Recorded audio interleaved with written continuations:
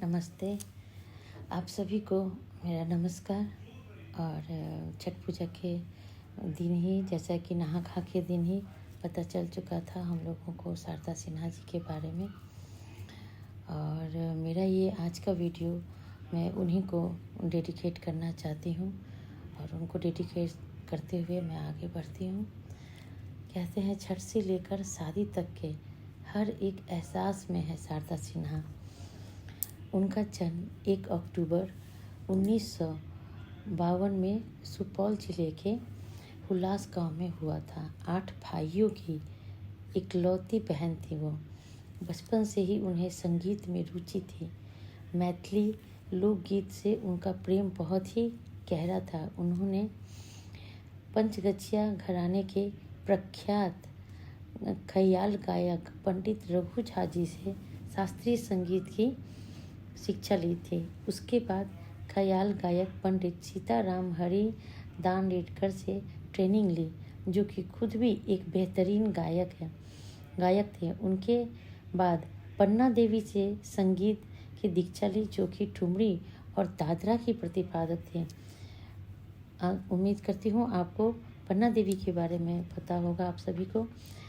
शारदा सिन्हा जी ने शास्त्रीय संगीत में पीएचडी की थी। पद्मश्री विभूषण के साथ साथ उन्हें राज्य सम्मान भी मिला था। राज्य सम्मान भी प्राप्त हुआ था। राष्ट्रीय देवी अहिल्या सम्मान, बिहार कला पुरस्कार, बिहार रत्न, भोजपुरी रत्न, मैथिली विभूति सम्मान भी शामिल हैं। लोकगीत और शास्त्रीय संगीत दोनों में उनको महारत हासिल थी। उन्होंने मैथिली, भोजपुरी, मगही संगीतों को न सिर्फ बिहार, उत्तर प्रदेश में बल्कि पूरे विश्व में पहचान दिलाई थी। बॉलीवुड के कई फिल्मों में अपनी आवाज़ दी थी। अपनी मधुर आवाज़ की वजह से उन्हें बिहार की स्वर कोकिला और मैथिली का बिहार की स्वर कोकिला कहा जाता था और मिथिला की बेगम अख्तर कहा जाता था और बिहार की लता मंगेशकर उपनाम भी दिया गया था। उनके लोकगीतों से मेरी भी बचपन की एक जुड़ी याद है, जो मैं आप सभी से शेयर करना चाहती हूँ। मिथिला के प्रसिद्ध लोक पर्व सामा चकेवा से है। छुट्टियों में छठ पूजा पे जब हम वहाँ जाते थे तो छठ के तुरंत बाद ही सामा चकेवा का पर्व शुरू होता था। उस वक्त चारों ओर शारदा सिन्हा जी का गाया हुआ गीत हमेशा मुझे आकर्षित करता था और वह गीत बहुत इंटरेस्टिंग भी और जो बहुत जॉयफुल होता था। उस वक्त मेरी समझ इतनी नहीं थी, पर मुझे वो गाने उनके बहुत अच्छे लगते थे। तो मैं हमेशा घर के बड़ों से पूछा करती थी कि ये क्या गा रही हैं और ये क्या है, क्योंकि वो बहुत ही जॉयफुल और पेपी सॉन्ग रहता था। तो मुझे वो हमेशा बहुत पसंद आता था।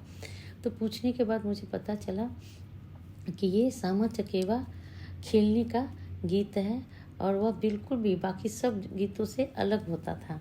और तभी से मैं शारदा सिन्हा जी के बारे में अवगत हुई थी और वो सारे गीत मुझे हमेशा ही इंटरेस्टिंग भी लगते थे।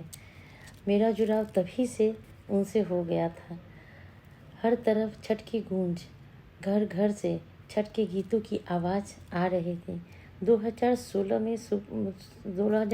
में सुपवो न मिले माई और पहिले पहिले छठ मैया जैसे 2 नए गीतों से उन्होंने लोगों के अंदर छठ पूजा के महत्व को समझाया और उसके बारे में बताया, लोगों को जगाया कि छठ पूजा का हमें करना चाहिए। छठ से संबंधित उनके 62 छठ पूजा के गीत हैं जो उन्होंने गाया है और सर्वाधिक छठ के गीतों को ही उन्होंने गाया है। और शारदा सिन्हा जी का संयोग तो देखिए कि इस महापर्व से जुड़े अधिकतर मधुर गीत और पारंपरिक गीतों को जिसने आवाज़ दी है, वो आवाज़ छठ के पर्व के बीच में ही हमेशा के लिए खामोश हो गई। इसी मौके पर वो अनंत यात्रा के लिए निकल पड़ी। पर्व की आस्था को मन में रखते हुए मेरी और उनको यह श्रद्धांजलि है जो मैं 2 लाइन में उनको देना चाहती हूँ।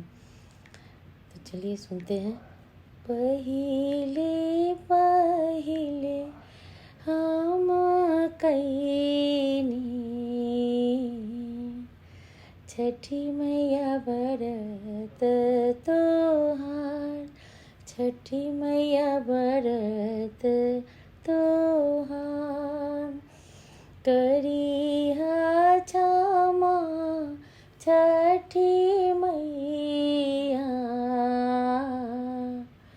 भूल चूक गलती हमार, भूल चूक गलती हमार।